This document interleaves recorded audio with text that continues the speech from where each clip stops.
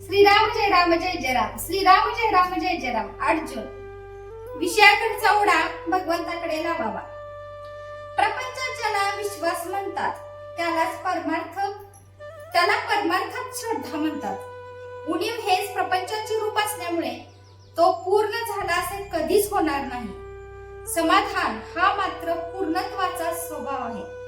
निर्हेतुक कर्म करण्याने खरी सात्विकता उत्पन्न होईल आणि पुढे पूर्णाहुती दिली जाईल. अशा प्रकारे सर्वस्व अर्पण करणे याचेच नाव यज्ञ होय. त्याग आणि भगवंताचे स्मरण हा यज्ञाचा खरा अर्थ होय. परमार्थ साधला की बुवाचा देह पुष्ट होतो. तो काय दुधाचा रतीब लावतो? छे, भगवंताच्या आनंदाने त्याचा देह भरलेला असतो. परंतु साधकावस्थेमध्ये त्याचा देह कष्टामध्येच ठेवलेला असतो. खरे म्हणजे परमार्थी माणसाने दैन्यवाने राहायचे कारणच नाही. पैसा असेल तर त्याने रोज श्रीखंडपुरी खावी, पण उद्या जर उपास पडला तर मात्र आजच्या पक्वानाची आठवण होता कामा नये.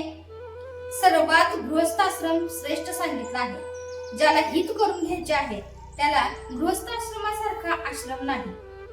पण लग्न करून सर्व काळ विषयात घालवू लागलो आणि प्रपंचाची कर्तव्य करायची राहिली तर मग लग्न करून काय साधले?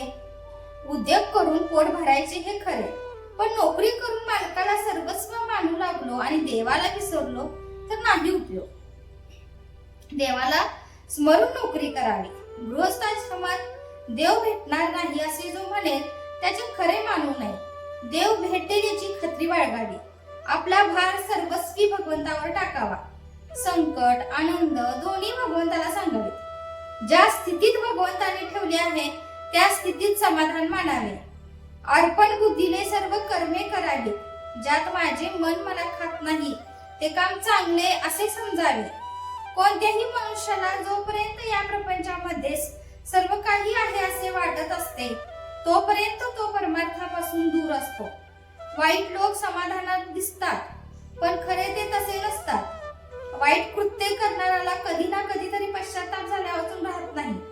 एखादी बाई आपल्या सावत्र मुलाला ज्याप्रमाणे खायला पेरा घालते पण आतून तिचे त्याच्यावर प्रेम नसते त्याप्रमाणे आपण परमार्थाला वागवतो. खरे म्हणजे आपली इथेच चुकते. आपला ओढा जो विषयाकडे आहे तो भगवंताकडे लावला की परमार्थ साधला.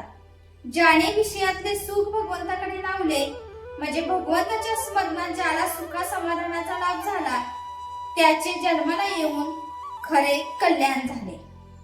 जय जय रघुवीर समर्थ. आजचे बोधवाक्य. प्रपंचात जी आपली चिकाटी आहे तिच्या 1/4 चिकाटी जरी भगवंतासाठी आपण धरली तरी आपले काम भागेल.